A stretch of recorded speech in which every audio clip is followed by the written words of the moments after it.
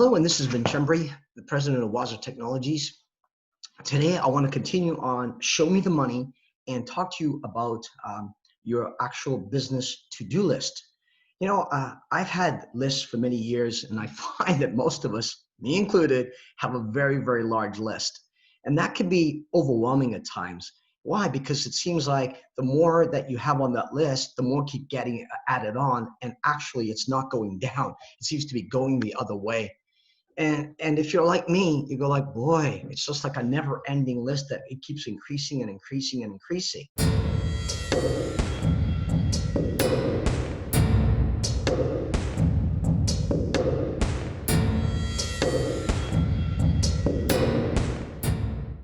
But there are some things that one can do so that that list can actually be managed and go down the other way. I know that's a foreign thought, isn't it?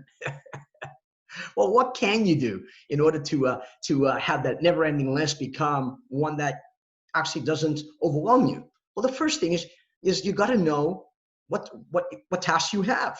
I mean, that's pretty logical, right? And it's not enough to know them in your mind. As a matter of fact, I remember my very first job. My boss at the time said, Vince, he says, short on memory, long on pencil. Write it down because you will forget. And that's the first point. Write it down. Write down a list. Create your tasks in one word if you want, and then at least you will know. Just for now, just write down all your tasks. Now I have a task list, and what I do is I actually have it electronically, and I look at it on a day-to-day basis. Okay, that's how I do it.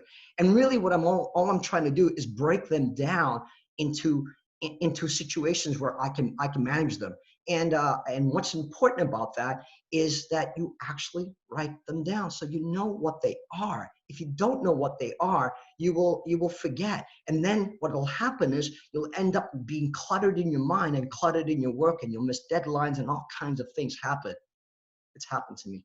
It's not a pleasant thing. And you feel like you're not getting anywhere. At the end of the day, you feel more like a failure than succeeding at all. So the first step is to write it down so that you know what it is that you need to do. Don't worry about how big it is. For now, just write it down.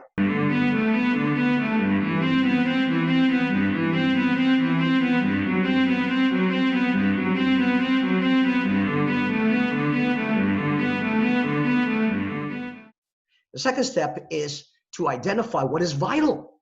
Now there's two methods. There's what they call the Eisenhower method and the ABCDE method as well. The Eisenhower method basically says what is important and what is urgent, or both, or neither. So if you have a task and you know that it's urgent but not important, right? So maybe that doesn't take as much priority. Whereas it's both important and urgent, that should be at the top of your list. Right? So that's the both, okay? So I would look at it and say, is it urgent? Is it important? Is it both? Or is it neither? If it's neither, delegate. Well, you say, well, what if you're a one-person operation, right? And there's nobody else there for you at this particular time. I suggest that you hire even somebody part-time.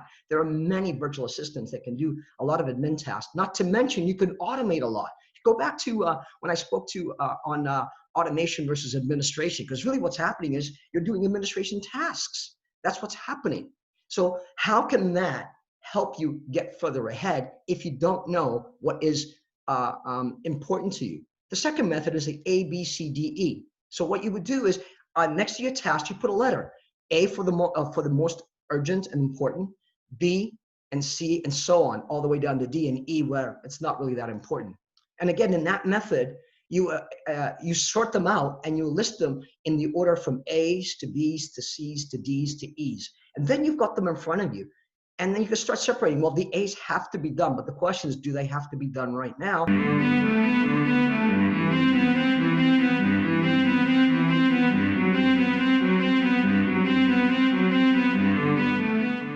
Which leads to my third point, scheduling. Okay, so knowing what's important and scheduling it is really, really, really important as well. I mean, can you tell what I just said, the word important? Because that determines when they get done.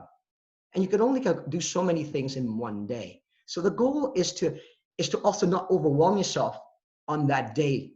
And by either using the Eisenhower method or the ABCDE method, right? What you're really doing is you're saying to yourself, I'm going to have these things that need to be done, and they'll be done on this day. And start and have your plan ready before Monday starts so that you know what you're going to do in the next week or even 2 weeks.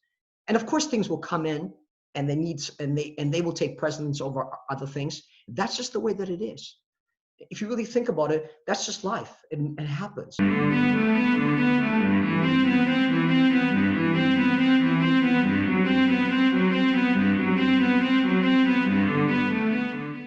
One of the best things I ever did is I started delegating. So if you have other people, don't think that you're the only person that can do that. That is probably the biggest lie you'll ever say to yourself, because you can only do it better. The reality is you can do it better based on who you are. That has nothing to do with anybody else. Everybody is important. And actually, if you don't give it to them, first of all, you become the cog in the wheel, and others can sense that you don't trust them, and therefore you could lose out big time on that. It is better to give it to them and have to help them initially than to not give them to them at all, because that will help them to grow, and you will also figure out which people are really into your vision and what is happening as well.